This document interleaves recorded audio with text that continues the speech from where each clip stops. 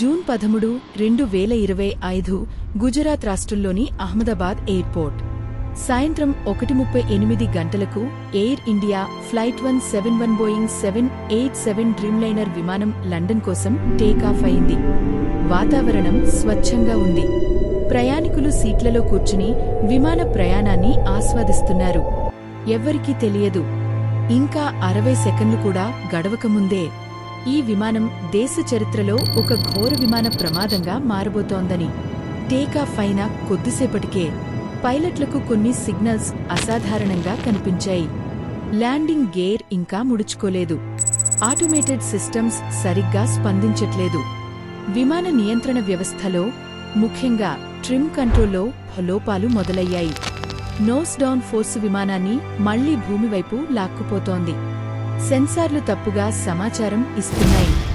విమానం నిజంగా పైకి ఎగురుతోందా లేక దిగుతోందా అన్న సందేహంలోనే ఉంది ఫ్లైట్ కంప్యూటర్.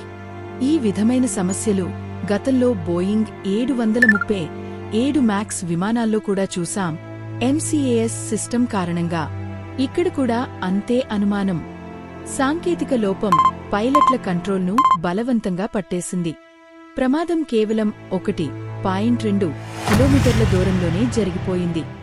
విమానం బీజే మెడికల్ కాలేజ్ కాంపౌండ్లో ఉన్న క్యాంటీన్ భవనంపై ఢీకొట్టింది.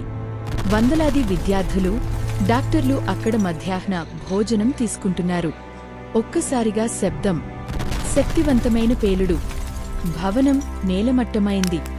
విమానం ముక్కలు చుట్టుపక్కల పరుచుకున్నాయి. మంటలు, పొగలు, కేకలు. విధ్వంసమే మిగిలింది. ఈ విమానంలో మొత్తం 241 మంది ఉన్నారు. కానీ కేవలం ఒక్కరే, సీటు 11Iలో ఉన్న ప్రయాణికుడు విమానం క్రాష్ అయిన తర్వాత బయటకు దూకి బతికాడు. అతడు చెబుతున్న దృశ్యాలు హృదయాన్ని కలచివేస్తున్నాయి. విమానం లోపల చీకటి, మంటలు, గొలుసులే లేవు. గగనతలంలో ఈ విమానం ఎగిరిన ఎత్తు కేవలం 625 అడుగులు మాత్రమే. ఒక్క నిమిషం కూడా ఎగరలేదు. మాప్ వ్యూలో చూస్తే టేకాఫ్ పాయింట్ నుండి కేవలం 1.2 కిలోమీటర్లకే క్రాష్ పాయింట్ ఉంది. ఈ విమానానికి పూర్తిగా సాంకేతికంగా తలకిందులైనట్టు స్పష్టమవుతుంది. ఏటీసీ గదిలోని స్క్రీన్పై బ్లిప్ మాయం. కంట్రోల్ టవర్ నుంచి విమానం కనపడటం ఆగిపోయింది.